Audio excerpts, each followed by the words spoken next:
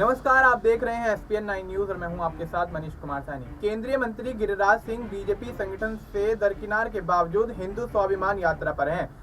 रविवार की रात यात्रा का कारवां बिहार के अररिया पहुंच गया। जनसंख्या समाधान फाउंडेशन की ओर से भागलपुर से निकली यात्रा के अररिया पहुंचने पर स्थानीय लोगों ने इसका गर्मजोशी के साथ स्वागत किया। रात में सड़क के किनारे खड़े हजारों लोगों ने केंद्रीय मंत्री गिरिराज सिंह, ध्यान गुरु दीपांकर जी महाराज और स्थानीय सांसद प्रदीप कुमार सिंह का अभिवादन किया।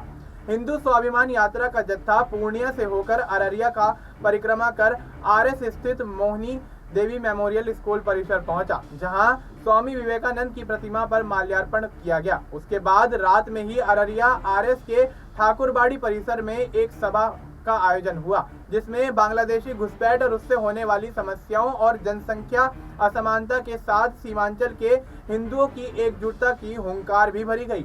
सभा को संबोधित करते हुए केंद्रीय मंत्री गिरिराज सिंह ने पूर्णिया सांसद का नाम लिए बगैर उनको ललकार के स्वीकार करते हुए कहा कि हिंदू एकजुटता की उनकी यह यात्रा रुकने वाली नहीं है। उन्होंने आगे कहा कि उनकी यह यात्रा लाश पर नहीं बल्कि जिंदा लोगों की छाती से होकर गुजर कर निकलेगी। दरअसल पूर्णिया से सांसद पप्पू यादव ने पिछले दिनों गिरिराज सिंह के सीमांचल में यात्रा पर सवाल खड़ा किया था और उन्होंने कहा था कि अगर अमन चैन की स्थिति बिगड़ी तो केंद्रीय मंत्री को उनके लाश से होकर गुजरना पड़ेगा।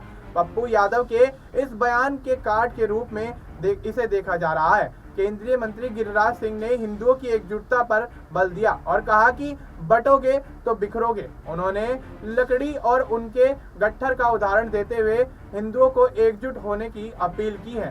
साथ ही बांग्लादेश में सत्ता परिवर्तन के बाद बांग्लादेश में हुए हिंदुओं पर अत्याचार की दुहाई देते हुए मजबूती के साथ एकजुट रहने का आह्वान किया गया। वहीं ध्यान गुरु दीपांकर जी महाराज ने भी बढ़ती जनसंख्या के साथ बांग्लादेशी घुसपैठी को लेकर जनसंख्या असमानता के कारण हो रहे देश और समाज के नुकसान पर मजबूती से अपनी बात रखी और उन्होंने कहा कि बांग्लादेशी घुसपैठ आज हमारे हकूक पर हकमारी कर रहा है, इसका प्रतिकार आवश्यक है। मौके पर स्थानीय सांसद प्रदीप कुमार सिंह ने कहा कि अररिया के रामपुर कोदरकट्टी में वहां के सजग जनप्रतिनिधि के कारण पहचान छिपाकर रह रहे बांग्लादेशी घुसपैठियों पकड़ा गया था, जिस पर उन्होंने प्रशासनिक और पुलिस अधिकारियों से ऐसे तत्वों को खोजकर उन्हें उनके मुल्क भेजने को कहा था।